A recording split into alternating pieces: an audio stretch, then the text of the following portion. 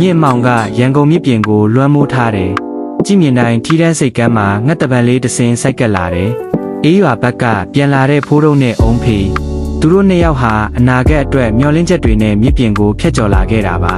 ဖိုးတို့ဆိုတာမင်းလားပူလိပ်စာချင်းရဲ့အတန်ကအေးဆက်နေတဲ့အုံးဖေကခါးကြားကဓားမြောင်ကိုဆွဲထုတ်ဖို့ပြင်လိုက်ပေမဲ့ဖိုးတို့ကတားလိုက်တယ်အုံးဖေမလုံနဲ့ဦးလေးဘိုးတင်စီသွားငါ့ကိုပန်းဆိုးရန်ကမှာလာတွေ့ဖို့ပြောလိုက်ဖိုးတို့တီးလိုက်ပါပြီဒါဟာမာမုတ်ကိုရိုက်နှက်ခဲ့တဲ့အတွက်ပြန်လာတဲ့ဝင်ကြွေးဆိုတာထက်တစုံတယောက်ရဲ့အကွက်ကြကြထောင်ချောက်ဆိုတာပန်းဆိုးရန်ကရဲ့မြေအောက်ခန်းတစ်ခုမျက်လုံးတစ်ဖက်သွေးဆိုနေတဲ့ဖိုးတို့ရဲ့ရှေ့မှာရှိနေတာကရွှေဦးထုတ်ကြီးနဲ့မက်စတီခန်းငါဟာရန်ကုန်ရဲ့ဘရင်ကြီးမက်စတီခန်းပါသူ့ရဲ့အတန်ကဟိမ့်ထွက်နေတယ်ဖိုးတို့ရဲ့လယ်ပင်မှာကျိုးကွင်းတစ်ခုဆွတ်ထားပြီးသားတေမင်းကလက်တကန်းကွာမှာဒါပေမဲ့ဖိုးတို့ရဲ့မျက်လုံးတွေကမရုံမလို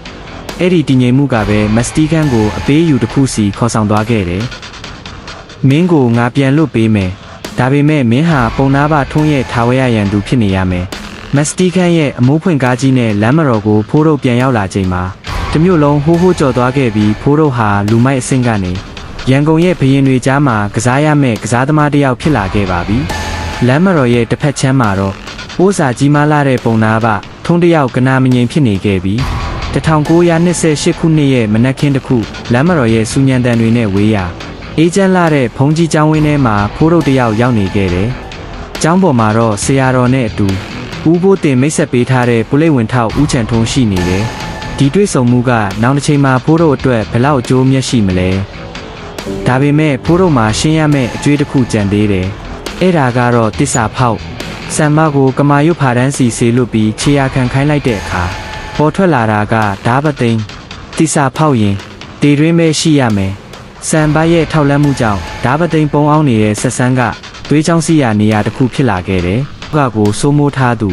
ူအရက်ပုံးချက်တဲ့လုပ်ငန်းတွေနဲ့ပြည်တန်စာတန်းတွေကိုလက်ဝါးကြီးအုပ်ထားတဲ့ဓာပသိန်းဟာလူမိုက်လောကမှာတော့နမီဆိုးနဲ့ကြော်ကြားသူပါ။ခုလိတ်ကဝရမ်းထုတ်ထားတဲ့ရာဇဝတ်သားတစ်ယောက်ဖြစ်ပေမဲ့သူ့ရဲ့ဓာသွားကတော့သွေးလုံးလာတယ်။ကြည်မြင်တိုင်းဆက်ဆန်းရဲ့လူသူကင်းမဲ့တဲ့ညတ်တညံမိုးရီတွေကြားထဲမှာ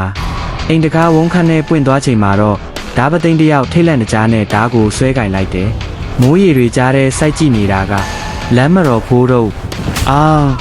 ့ဓာပသိန်းရဲ့အော်တန်ကမိုးတန်တွေကိုဖောက်ထွက်သွားတယ်။ဖိုးတို့ရဲ့မက်ကြီးတောင်ကဓာပသိန်းရဲ့လက်မောင်းကိုအပိုင်ပိုင်းချလိုက်ပြီးသွေးဆက်တွေဟာကျမ်းပြင်ပေါ်မှာမိုးရီတွေနဲ့ရောနှောကုန်တယ်။1928ကနေ1930ကြားလမ်းမတော်ဟာဖိုးတို့ရဲ့လက်ဝါးထဲရောက်လာခဲ့ပြီးဒါပေမဲ့ပုံနာပထုံးမှာနောက်ဆုံးခံတက်တစ်ခုကြံပါသေးတယ်။အာလာဝတ်စိန်ကြီ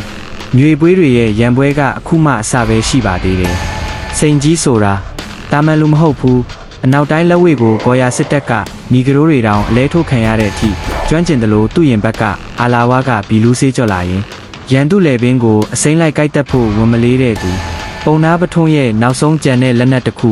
1928ကနေ1930အခုလမ်းမတော်ရဲ့လေထုဟာဖိုးတို့ရဲ့အမိန့်အောက်မှာစတင်တုံခါလာခဲ့ပြီးဖိုးတို့ဟာလမ်းမတော်ကိုတာမန်လူမိုက်တယောက်လိုတောင်းကျမ်းတာမဟုတ်ပဲတလန်းချင်းတပလောက်ချင်းအကွက်ကြကြတိမ့်ပိုက်လာခဲ့တာပါပုံနာပထုံးရဲ့အမာခံနယ်မြေဖြစ်တဲ့ဆဲလေးလမ်းထိပ်ကအရက်ဆိုင်တွေဘိန်းကန်းတွေဟာဖိုးတို့အဖွဲ့ရဲ့လက်ထဲကိုအပိုင်ရောက်လာခဲ့တယ်ပုံနာပထုံးကမက်စတီခန်းနဲ့အစင်မပြေဖြစ်နေချိန်မှာဖိုးတို့ကတော့အဲ့ဒီခွင့်ရေးကိုအမိအယဆုပ်ကင်ပြီးသူ့ရဲ့အာဏာစက်ကိုတိုးချဲ့ခဲ့တယ်လမ်းမတော်ရဲ့အမှောင်ရိပ်ကြတဲ့လက်ဖက်ရည်ဆိုင်နောက်ဖေးကန်းတစ်ခုအဲ့ဒီမှာဖိုးတို့စောင့်ကြိုနေတာကအနောက်ပိုင်းခရိုင်ပုလိပ်အင်စပတ်တော်ဦးဟုတ်ကွာအခုဆိုရင်ဖိုးတို့ဟာလမ်းဘေးလူမိုက်မဟုတ်တော့ဘူးပုလိပ်ရာရှိတွေကိုအိတ်ထဲထည့်ထားနိုင်တဲ့အာဏာရှိသူဖြစ်လာခဲ့ပြီးဦးဟုတ်ကွန်ရဲ့အကာအကွယ်အောက်မှာဖိုးတို့ရဲ့လုပ်ငန်းတွေဟာလမ်းမတော်မှာအတားအဆီးမရှိဖွံ့ဖြိုးလာခဲ့တော့တယ်1928ဧပြီလ3ရက်လမ်းမတော်ဆဲလေးလမ်းထဲကိုကားတစ်စီးထိုးဆိုင်လာခဲ့တယ်နေလူပါဝါတွေများနေပြီးဖိုးတို့ငါရှက်လိုက်တာထမင်းတလုတ်တော့ငါဈေးရောက်ရှာကျွေးနိုင်ပါတယ်ဖိုးတို့နားမလည်နိုင်ခင်မှာပဲသူ့ရှေ့ကို BA ဆန်ထုံးနဲ့အမျိုးသမီးငယ်တဦးရောက်လာခဲ့တယ်သူမကတော့ထောင်ခဲကြီးဘုံရှုကျန်းရဲ့သမီးမသိမြသူမရဲ့လက်ထဲမှာရှိနေတာကဖိုးတို့နာမည်နဲ့လိန်လယ်မှာယူထားတဲ့ကုံမာစာရွက်တွေကိုဖိုးတို့ရှင့်ကိုရှင်လူမိုက်ဆိုပြီးအထင်ကြီးမနေနဲ့ကျမရှင့်ကိုမကြောက်ဘူးမတင်းမြကတော့တကြီးနဲ့ဘိုးတို့ကိုပြောဆိုပြီးလာရလန်းအတိုင်းခတ်တွတ်တွတ်ပြန်ထွက်သွားခဲ့တယ်နမီကငါနာမီ